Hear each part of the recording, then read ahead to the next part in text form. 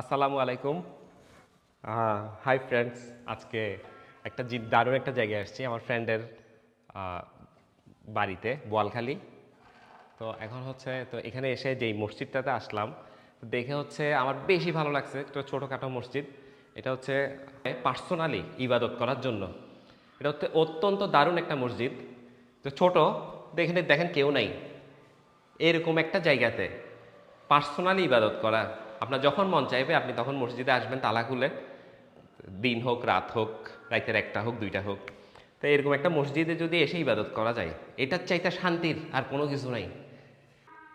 তো বন্ধুরা, যেটা বলতেছিলাম যে মসজিদ মানে অনেকের নিয়ত আছে যে মসজিদ বানাবে, ইচ্ছা আছে, কিন্তু হচ্ছে যে ওই টাকা পয়সা, যে ল্যান্ড এরিয়া, ল্যান্ড প্রপার্টি অতটুকু নাই।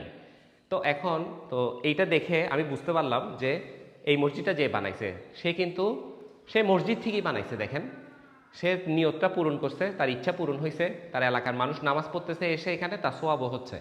অর্থাৎ এখান থেকে শিক্ষাটা হচ্ছে, আপনার যদি কোনো আল্লাহকে সন্তুষ্ট করার মতো যদি কোনো নিয়ত থাকে, কোনো ইচ্ছা থাকে, তাহলে হচ্ছে আপনার যতটুকু সামর্থ্য আছে অতটুকুর মধ্যেই কিন্তু আপনি চাইলে কি আপনার ওইটা যদি আপনি বাস্তবায়ন করেন, তাহলে হচ্ছে যে সৃষ্টিকর্তা সন্তুষ্ট হবে। আসসালামু আলাইকুম।